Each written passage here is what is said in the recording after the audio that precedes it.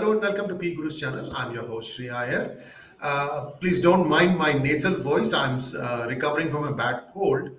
Otherwise, I'm fine, and I'm raring to listen to Major Madhan Kumar on the latest BLA incident in uh, Balochistan. In fact, it's not one but several, and you are going to see never before seen footage of what has been happening. Major Madhan Kumar, namaskar and welcome to PGurus channel.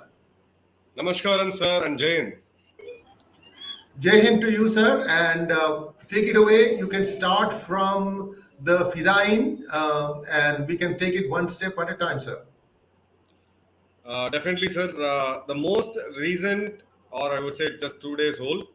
So it was a suicide attack, first of its kind, where BLA, the Baloch Liberation Army, has used a woman, a mother of two child, a well-educated woman. Her name is Shari Baloch.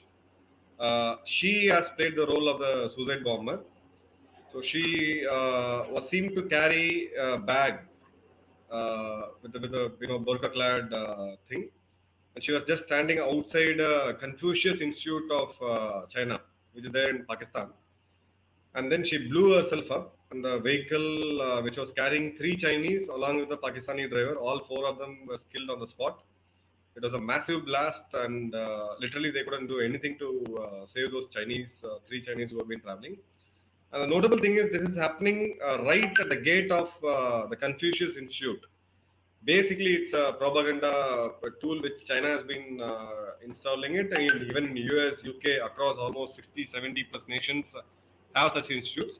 So that has been targeted. The message is very, very loud and clear, followed by a press release by BLA. They have said that we are going to target Chinese people, Chinese citizens, the contractors, who are basically taking away their wealth, who are looting the wealth of Balochistan. So the message has been loud and clear. It's a direct attack. This time they have not mentioned anything about Pakistan or Pakistani's army, the Punjabi army basically, but they are very, very specifically mentioning about the Chinese presence in Balochistan. So this is the first of its kind. We never heard of such a fashion where woman Sharia Baloch is mother of two child. Very, very unfortunate to see her blowing her up to kill those Chinese, but that has been happening, and they had made her a kind of poster woman for Baloch movement. She has been seen as a martyr, and her posters are all across. So tactically, it's a suicide attack, but on a strategic perspective, they want to show the world that a mother of two child can do this. It's not about politics, or it is about their own human rights and the missing persons of Baloch, and it's how serious it's all about this Baloch liberation is all about. The last of such thing we have ever seen on an organized scale was LTT. Later, we had many of the suicide bombers blowing them up, Iraq, Syria, and all these places. But primarily, a woman carrying out such an attack is first of its kind in Baloch history. And there's a tweet from the Chinese. I think ambassador. Can you put it up, please? Actually, the China state affiliated media, and they have said that BLA claimed responsibility for the attack and they will be more resolutely annihilated. I support Chinese military to launch direct airstrikes against this terrorist organization's camp after getting the approval of the Pakistani government. So, Major Madan, I have a question. We all know the biggest kept secret is the condition that China would release $3 billion to Pakistan only if Shahbaz Sharif is made the prime minister. Now, where do things stand there? And this seems more like we are going to do what we think we need to do rather than taking the permission, sir. So this is like this guy Hu Jinjin is he speaks the official language of Chinese. He's on Twitter. He has got good amount of fan following. Basically, he's the mouthpiece of the Chinese government. He echoes what Chinese government says. Writes a lot of rubbish about India, US, and so many other countries in global times. The mouthpiece. So when this guy says this, it's a clear thing. It has got two reasons for it. One is Chinese nationalism, which is at the peak now. Chinese population would not accept such casualties. They have never seen such a bloodshed in their own country, except the way they managed the COVID. So Chinese lives for them are a bit expensive. So they need to kind of calm down and tell that we are a strong government. So that's the language which they've used. We will do an airstrike. Doing an airstrike in other countries typically the American way of doing things. They can go do an airstrike in any part of the world and come back. So China, precisely, there is a domestic pressure because the Chinese are angry. They poured their outrage in Weibo, their social media. So they want to calm them down. So that's the language they have used. And internationally, they don't want to be seen. They want to be seen as a responsible country, a responsible nation. That's where they added this line that with the permission of government. I don't know which government on earth will allow a foreign army, foreign air force to come and bomb their own people. Pakistan is Right, right. capable of doing it, but this is purely a joke. Like where he says that Chinese military to launch direct airstrikes against this terrorist organization camp. And surprisingly, the another big joke is most of these camps, these camps lie in Afghanistan. So and in Afghanistan Pakistan border. So whether they're going to go and bomb Afghanistan, and what will Taliban's do to Chinese, and what will Pakistanis get, or they would take some money and allow them to do so. But this is clearly more a political one. They're doing just trying to do some damage control in the social media. Now, Major Madan, we think that the money has still not been transferred yet, right? The $3 billion? No, it's not it. Yeah. So I have a simple question for you, Major Madan.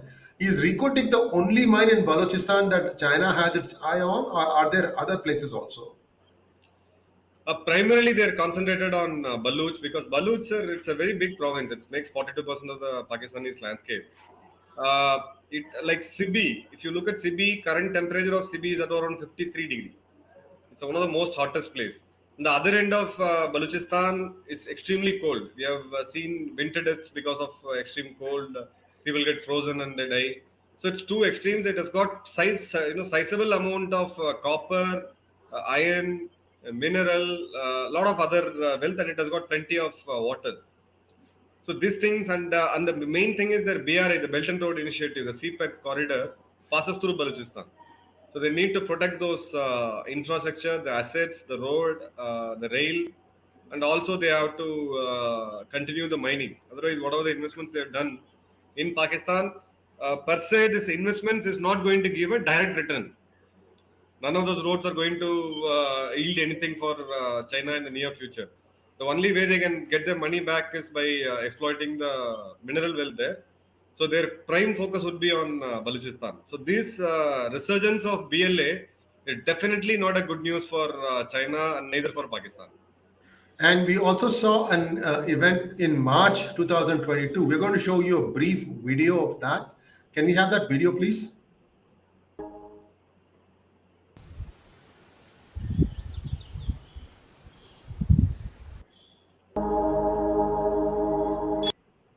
Okay, so this location is what Major Madan had just mentioned, Sangan in Sibi. It's northeast of Balochistan, 80 kilometers from Quetta.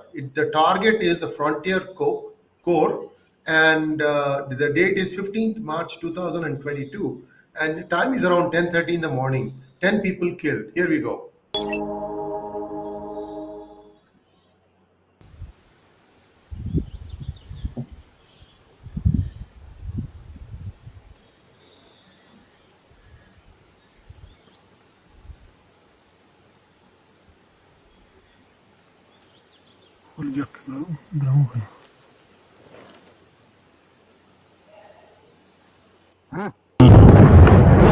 Wow, it's like there's a tripwire that seems to have crossed, Major Madan.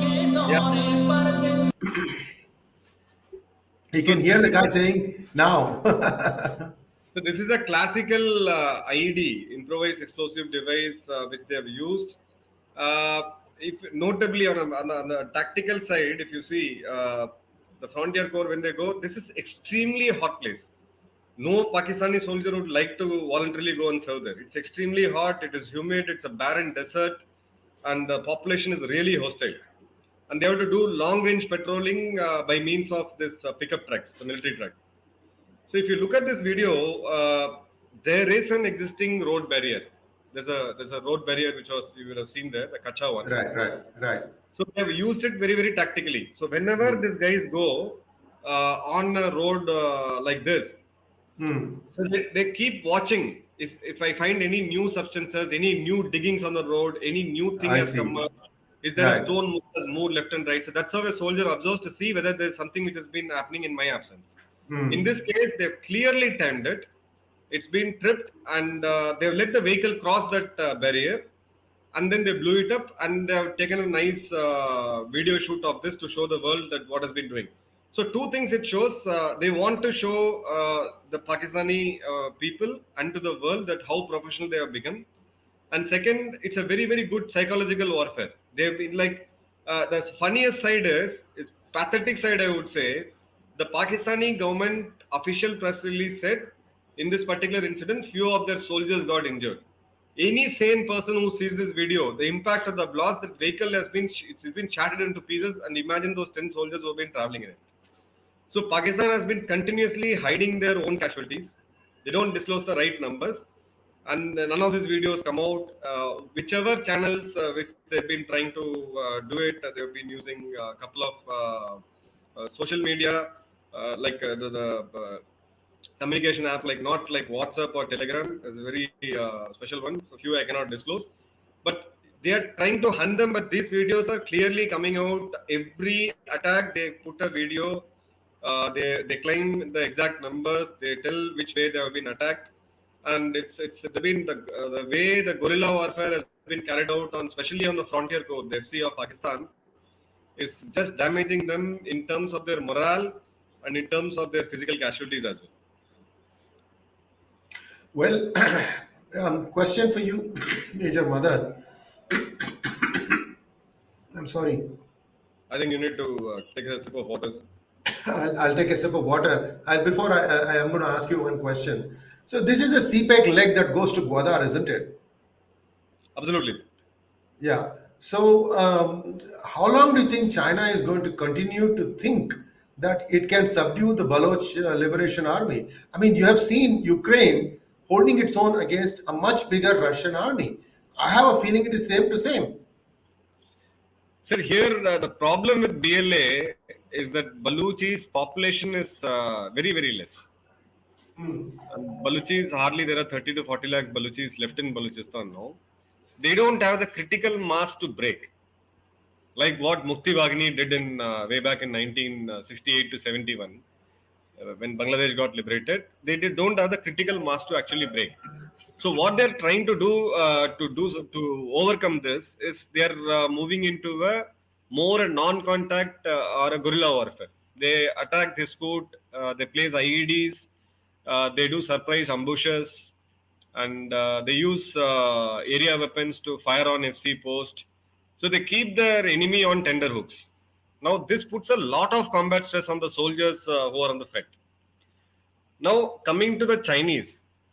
Now, Chinese basically had an agreement with Pakistan that every Chinese citizen, their engineers, their technicians, their businessmen, whoever comes in, has to be protected by Pakistani army. So, Pakistani army's full-time job is to protect them wherever they work, be it CPEC, be it Baluch, and all those highways, projects, and dams which they're carrying on now. Now, what happens in China also? Like, if you are working in a different country, which is much more peaceful, where you have this frequent security alerts and stuff, they would like to go and work. They've been working across the world, including countries like Nigeria and Congo. But when a region becomes hostile, when such and such attack happens, you really don't know when are you going to get killed. It's not that you are facing a massive enemy or a massive army which is going to come and attack you. But this attacks puts you down morally, and the amount of money you have to spend on security in securing these roads. For example, if tomorrow they decide the Chinese has to be protected from such a IED blast, there has to be a road opening which has to be done. Now, road opening requires tremendous amount of physical troops. You need to recruit more people. You have to put them on duty, and they have to go clear the route. They have to take positions on the hills. It's going to cost them hell lot of money, whether Pakistan gets it from China or Pakistan doesn't have money to spend on its own. Now, this factor of security budget in a given project like 𝙒𝙂𝘅, they would have estimated anywhere between 2 to 3%. Now, such attacks will take it up beyond 5 to 10%. If that is going to give 10%, even those Chinese who want to come and work in such a terrain, in such a hostile atmosphere, insurgency prone area, their salaries are going to be quite high. So these problems are there, and none of these projects will be able to meet their timelines. That's for sure. None of these projects will be able to meet their timelines. The 𝙒𝙂𝘅 was to have a 25-kilometer buffer on either side of the road. In other words, they wanted to clear out the entire Pakistani population for 25 kilometers either side of the 𝙒𝙂𝘅 corridor. Do you think they'll even try to do that? I think it's impossible. They can't go and move 25 kilometers when through cities like Lahore. They even forget about the cities. And what I'm saying is, even on the terrain like this, where you see it's left and right, it's all full of hills and mountains and stuff. So if you Right. want to go do this, it's going to be a deserted highway. Right. Very few toll gates, pit stops, and so on. So now, when this happens, either your local population has to be friendly, so that you employ them and then you govern them, put your managers and run the show. But if your local population is hostile, then you have to put people from other provinces of Pakistan in this job. It is going to cost them a bomb. For that's first. Second is, it is impossible to give a 25 kilometer clearance for a given highway at any point of Right. time. Right. Right. This is, we are seeing this kind of attacks during the execution of projects. For whatever pace they money they put in, if tomorrow those nice roads comes up, all those roads are very, very prone to this IEDs and this thing. So Chinese typically have the habit of putting in lakhs and lakhs of CCTVs and cover the entire area. But in this kind of terrain, it's physically not possible to do that.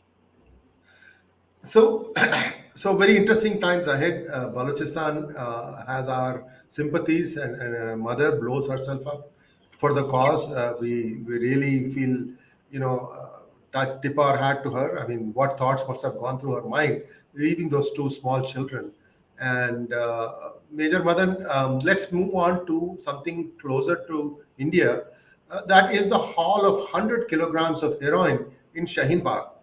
Now, you have talked in the past where you said that Afghanistan grows the heroin, Pakistan processes it, and then it finds its way to other parts of the world, sometimes through India.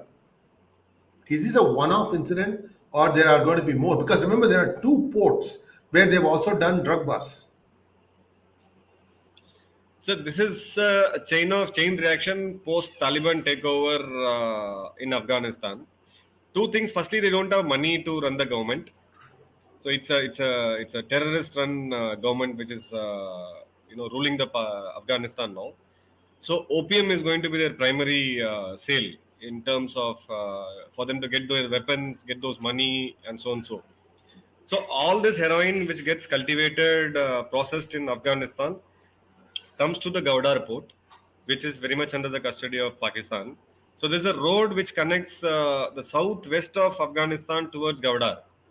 So that road is basically manned by the Pakistani army, and all these retired Pakistani officers and a lot of politicians even, they have a very, very strong drug nexus there. So they allow this drug to pass through. And from there, it goes to Iran, it goes to Middle East, it goes to friendly ports. They call it as friendly ports, where the given government has got less scrutiny of things. So it may not directly come to India straight away, because any ship which comes from Afghanistan or via 𝙬𝙧 or even any port in Iran, Indian customs would be at a highest possible alert to literally check each and every one of it. The one which we saw in the Mundra port, Gujarat, the biggest drug haul in the Indians' recorded history. Now what the tactics that they have done is, they will now ship this consignment, the drug consignment, to some African country. That African country will be exporting something. Like most of the African countries export timber and other lentils to India. So this will get masked into something else, and there'll be a new bill of entry, there'll be a new LC, there'll be a new invoice from a different entity, and that will anyway find an Indian port, which will either be Mumbai, Mundra, or even down south, it may be Cochin or even Chennai. So they find a route here, and then from here they'll do a local transfer, which is basically a GST invoicing, and from there the drug gets distributed. In this case, it has come via Gujarat. That is what has been assumed, or it would have come by via the land border also, because we keep sending wheat to Afghanistan, and in return we also get some very limited amount of import which happens from Afghanistan. So they kind of make way to put this drugs in the truck. In this case, it was, I think, a 50 kg load of heroin, 47 kg of narcotics, and around 40 lakhs of cash, which was caught in Jamia, which is basically Shaheen Bagh, from a guy. And there were 2 Afghani nationals who was arrested, 1 Indian national. They have not yet disclosed the name. This was done by the Narcotics Control Bureau, I think South Wing of Delhi. So it's on a pinpointed information this raid was carried out. And what the police suspect right now, or what the drug authorities, it's not a narco offense alone. Now this has to link with the anti-CAA protest, which happened when the Article 370 was abrogated. Shaheen Bagh was literally on fire. We saw this communal incidents coming up in various places of India during the Ram Navami procession, even in when Hanuman Jayanti was on. So it's all interlinked. That is what the suspicion, which has been the official version of the government, and we have to certainly believe this, because for all places on earth, why should it go to Shaheen Bagh?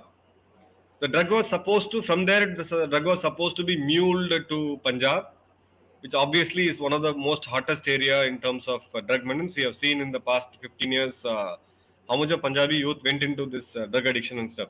So it clearly shows a pattern. They are trying to push as much as drug as possible. The drug is in terms of cartel. If I have to push, say, 100 crore of money, this high quality heroin in Indian market costs around 2 crore per kg. Now,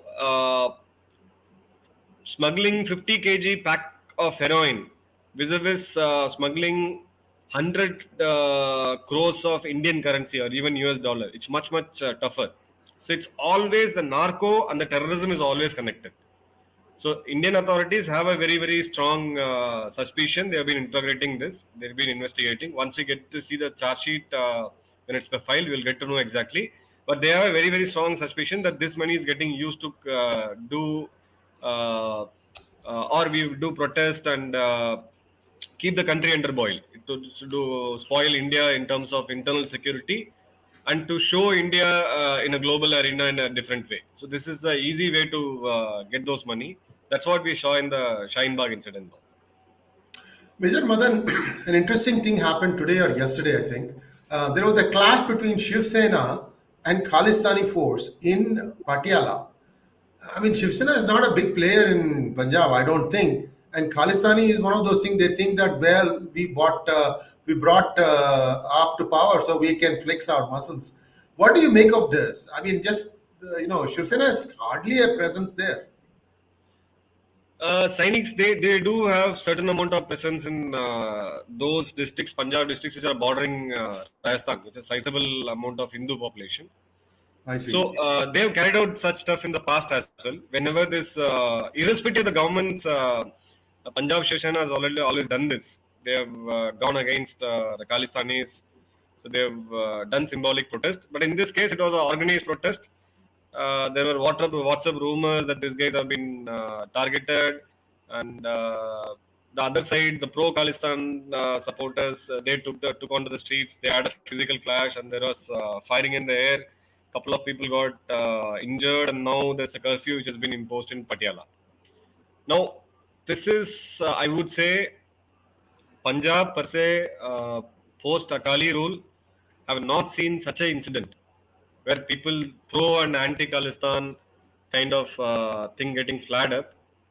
Eventually, our operators, handlers across the border would want to make this a Hindu-Sikh rivalry. That is where it's been heading to. Another surprising thing which we need to see also is that what I get to hear before I join the show is that the Punjabi leader of Shiv Sena has been expelled by this Shiv Sena central leadership. Oh, I see. I see. I see. He's on his own.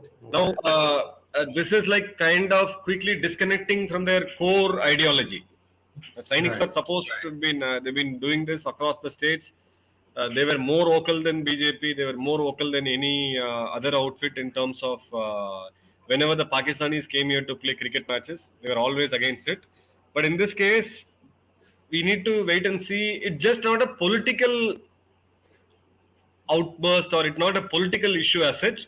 Anything happening in Punjab and that too on communal lines, especially on Khalistan, which where Khalistanis were thrown out by end of 90, start of 90. Now that's going to cause a lot of worry. Many political analysts, many strategists, geopolitical strategists have had this fear in the past when AAP was rising to power.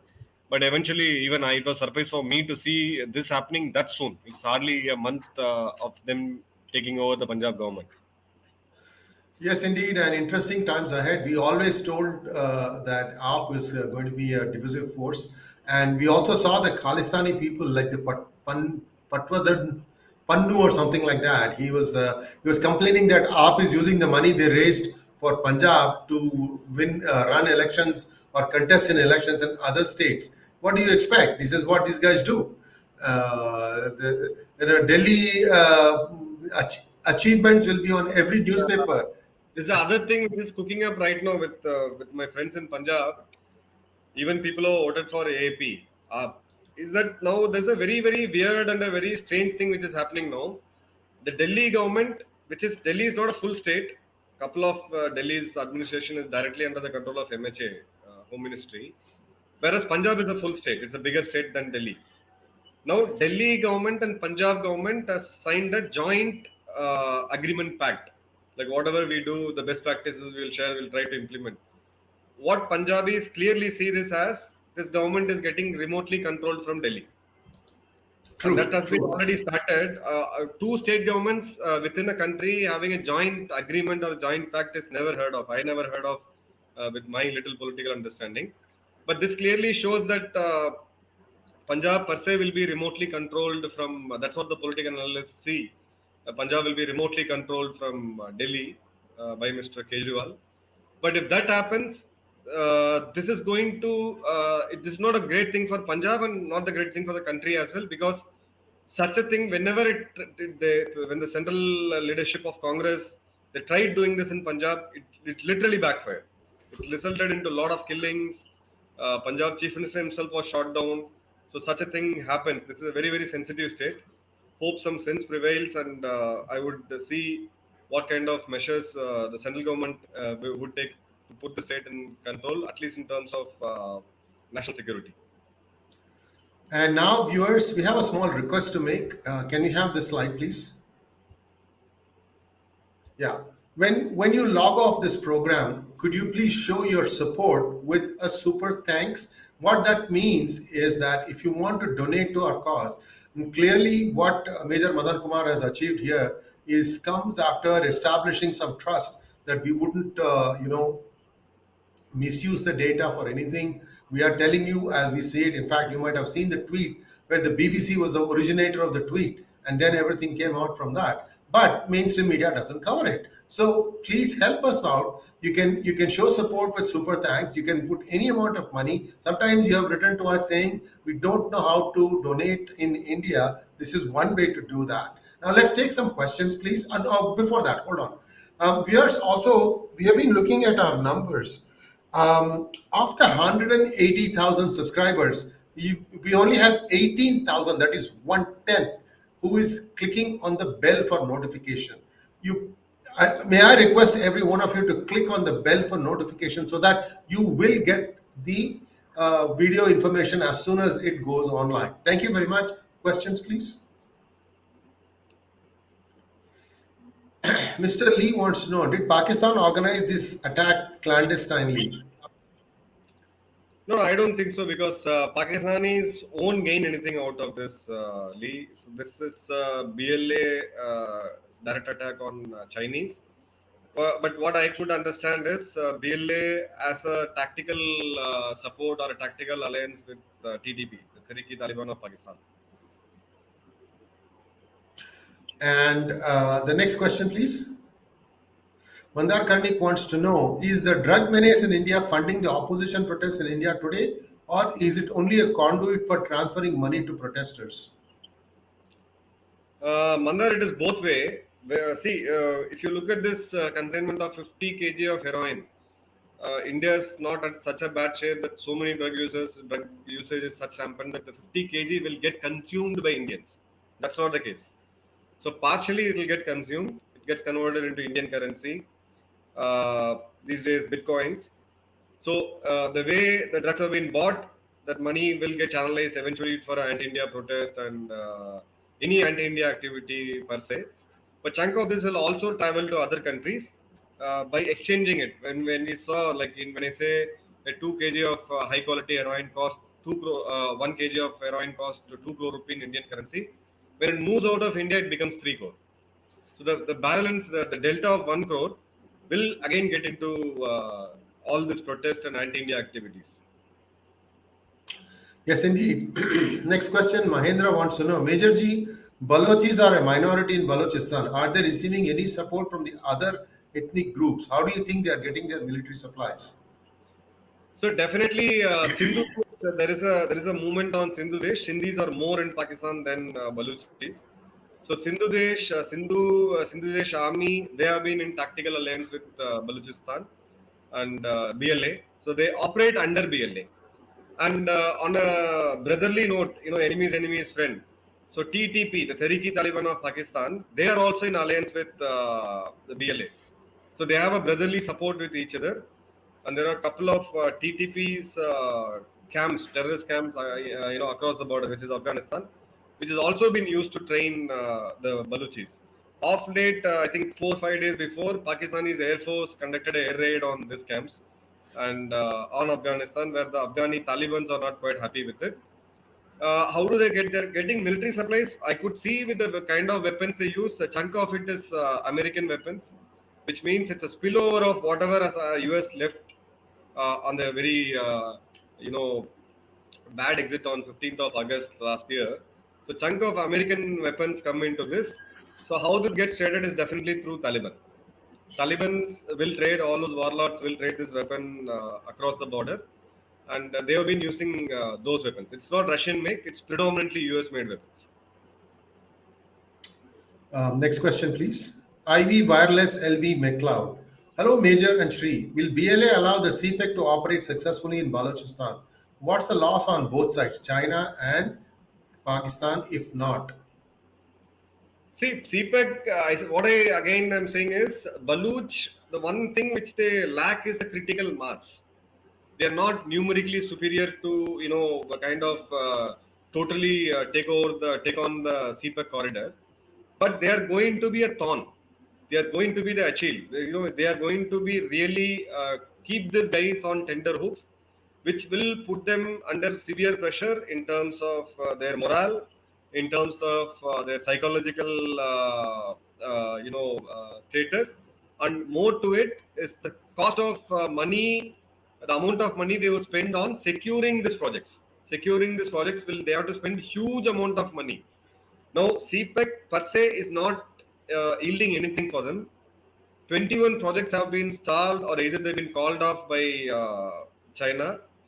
So these projects, when they face such an infiltration or an insurgent attack from locals like Baluch, what Baluch is doing now, that's going to delay the project. Any delay in project is going to cost them money.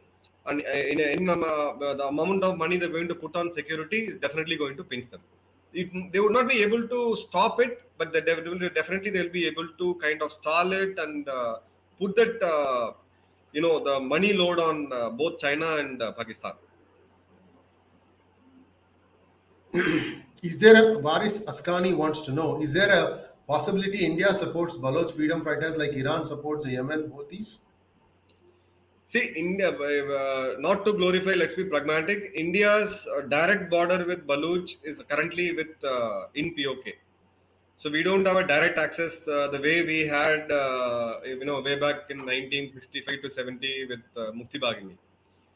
So I would say this is a place where we can kind of exchange what Pakistan is trying to do Kashmir, which they've been doing in Kashmir for since 1990. The possibilities are there. Are we doing it? My answer would be they would be. We don't know. These things doesn't come out in open. Maybe after 20, 30 years, we would see a documentary on it. Baluchis are definitely supported by TTP. TTP is also definitely supported by Taliban. So this entire narrative of Pakistanis celebrating Taliban's rule, that they are our buffer zone, they are our strategic depth, they are our puppets. Now we will have a buffer zone. We will rule this world and so on. So it is not happening. It's kind of clearly backfiring. Well, next question from Shivam Sharma. According to Abhijit Iyer Mitra, Indian Army tanks and cavalry? We don't have cavalry now. Is sitting duck in front of a Pakistani army as the investment lots in shoulder file missiles and drone. How prepared is the army? See, any tank out in open. Okay, so if you've seen in Ukraine, don't compare Ukraine with western borders of India and Pakistan. Here it is more. If you look at Rana of Kutch all the way till Aknoor in Jammu, it is all a terrain which is undulated, and we have our own defenses. We have DCBs, ditch buns. Pakistan have put multiple levels of defenses. Without tanks you can't launch a battle in the western front theater. So it's not an optional one whether we should use it or not. Stinger missiles, manpads will definitely inflict casualties on tanks. So, but we do have countermeasures to handle it. It's not that we are going to lose tanks such a way that our entire tanks are going to be sitting ducks. I don't agree with the statement as such, but definitely when your enemy is equipped with anti-tank guided missiles, the second generation, third generation, your maneuverability in term or your speed and agility and maneuverability of your tanks gets restricted because you have to go a bit more defensive, and your tank doesn't venture into a battlefield just like that. It's always supported by air raids. It's always supported by your heavy artillery. India is very, very good in terms of our artillery power. We saw that in Kargil. Now our artillery is towed artillery is very, very advanced. We have our own made in India guns there, and also we have our intelligence in terms of our imageries and so on. So it's not going to happen that way. Maybe when we compare battle like 1965 or 71 versus today, the number of casualties in terms of tanks may be slightly more, maybe 10-20%. Next question from Kalyan CV. Are Rohingyas and Bangladeshi illegal immigrants creating trouble in Delhi under influence of China or Pakistan? How? See, they are creating disturbance, no doubts about it.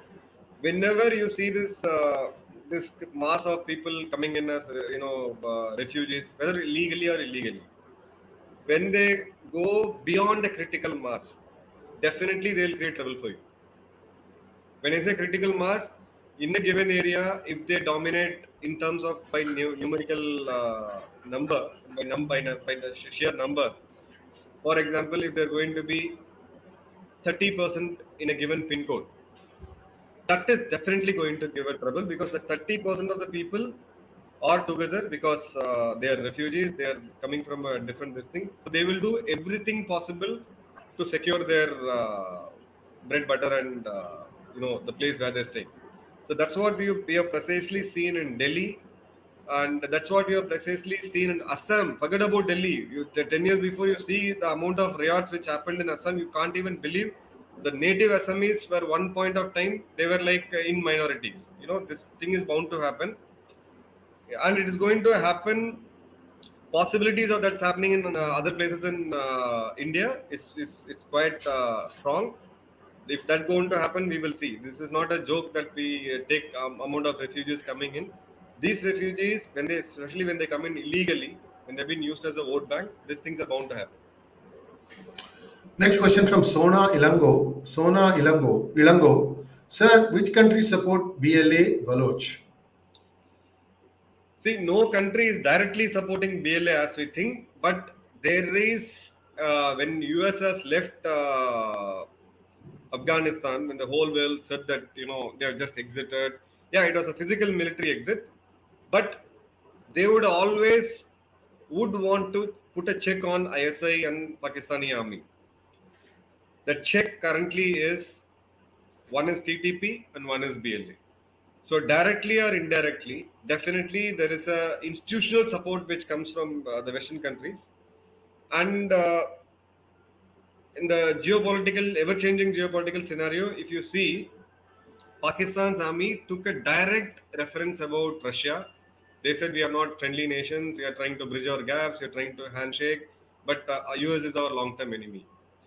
Now again, if Russia has to check Pakistan, it has to be through BLA or Euro. So all those countries surrounding them, Iran goes against Baluchis. Iran and Pakistan, in a way, they go against Baluchis because Baluchis, a sizable amount of Baluchis are there in Iran as well. So this enemy is friend. Whenever I want to check a country, I would always like to use an insurgent group within the country. And India, obviously, we are the natural gainers if Pakistan is busy in their eastern borders. All right. Janani Devarajan wants to know, is there a replacement for the Triforce leader? Will there be a replacement for the Triforce leader? I think she means CDS. Yeah, we will maybe I think 3 days or so. Shortly we will have an announcement of new CDS coming in. A speculation, or you would say grapevine. It would be General Naravane, who's a Yeah. former army chief, who would be he's the senior most. He's the most experienced. All the tri services. He's the first among the equals. That's a protocol. So we would see him taking over as CDS maybe in next few days. Chandragupta Maurya wants to know, Christians are supporting leftists in India. Why? See, I would not say everybody supports left. If you look at the Kerala politics, if you understand Kerala politics well, a chunk of them support Congress. They're against the communists. It depends on region to region. So wherever any religion is in a minority format, if they are at a certain level less, they tend to take a political stand which is diagonally opposite to the majority government. You are seeing this more vocal after 2014 when Prime Minister Modi came up. So they naturally want to go to the other side, which per se becomes left. Or if the government would have been left, they would have taken the other way, possibly middle right or center right. But in Kerala, a lot of Christians, sizable number of Christians in the organizations, they do support BJP because in that particular state, they see a threat from another religion of the state, which is Muslim. So this is dynamic. It's not a common concept across India. Next question. Sukesh Chadda wants to know, sir, what's the latest on Ladakh front? It's been 2 years. Is a stalemate going to continue for long? What options does our government have as talks have continued to yield no results? See, talks have been continuing. That's the only thing we as a matured country should do with China. This skirmish which had happened in Galwan, 15 June 2020, it's not gaining making any sense to both the governments, both the countries as such. But Chinese, we are up the guard. We are doing a mirror deployment strategy. If they have put 5 soldiers, we will put 5 soldiers. If they have put their rocket regiments, we will move our rocket regiments. So apple to apple, mirror to mirror, we match their strength. There is no way Indian army will de-escalate from China unless they do so, and there is a physical verification and there is a process which has been followed. By doing this, what China is trying to achieve, or which they've been slightly achieving, or they've been achieving on a strategic front, is they don't want Indian Navy to become powerful. So with the limited amount of defense spendings we do with the Indian budget, so the chunk of the money has to be committed with army. So to commit that much of money in the army, you need to keep the borders a bit more hot. So you focus more on securing your borders rather than making your navy more powerful. So because that's going to be a serious threat for them in long term. It's not Ladakh or Leh or till Arunachal Pradesh. That's not the place. If Indian Navy becomes more powerful, say for example becomes the third largest navy in the world, that's a direct threat for China in the Indian Ocean region, and we can reach up to the South China Sea. To cut that, their strategy is to make India commit on their eastern border and the northern border, which they have been successfully doing it. But on the hindsight, what we are gaining tactically or strategically is there is a gap of 10 to 15 years in terms of our, I would say 15 years in terms of our infrastructure. China has put a bullet train from their mainland till Leh. We are just catching up. So this is the golden opportunity for us to relay our roads in the hinterland. So a lot of roads and dams and constructions have been going on at a very, very faster pace. So India is using this opportunity to build up our infrastructure so that we don't get a surprise like what we had way back in 1961-62. So that's the stand so far. So India has been made to commit sizable amount of force and money out there so that we don't spread our wings in the Indian Ocean. This question is a little confusing. In the 80s, General Zia launched a program called K2 to integrate Khalistan and Kashmir militancy. Should insurgents in Pakistan need such an umbrella provider to sustain insurgency against Pakistan? I think the first one against India. Right. See, any insurgency or you would say counter-terrorism or inter-terrorism organization, any insurgency needs to have a backing. And they always needs to have a handler. They needs to have an umbrella to get together. And, how will you get your logistics, weapons, money? So they need an umbrella. One is Punjab is just below Jammu and Kashmir. It's a border state. There is a sizable amount of Sikh population then, not now. There were a good amount of Sikh population across the border as well. Culturally, these people are same. When we say Punjab, Indian Punjab and Pakistani Punjab, culturally they are same. Religiously, they may be different. So these things makes Punjab a easy option. So when actually before Kashmir, it started in Punjab. When they failed in Punjab, they quickly moved to Kashmir and this Kashmiri movement, Kashmiriyat and all this nonsense started. So it makes sense for them to unite them under one umbrella and to make fight against a common cause called the Indian government. It's a time-tested, strategy. Well, that brings us to a close.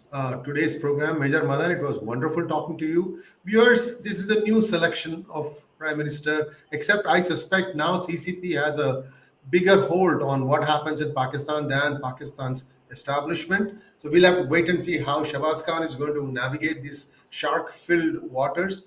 And thank you once again for watching, and do like, share and subscribe. And don't forget to click on the bell button for notifications. Thank you very much. Namaskaram. Thank you, sir. Thank you so much, Jai Hind, and thank you to viewers.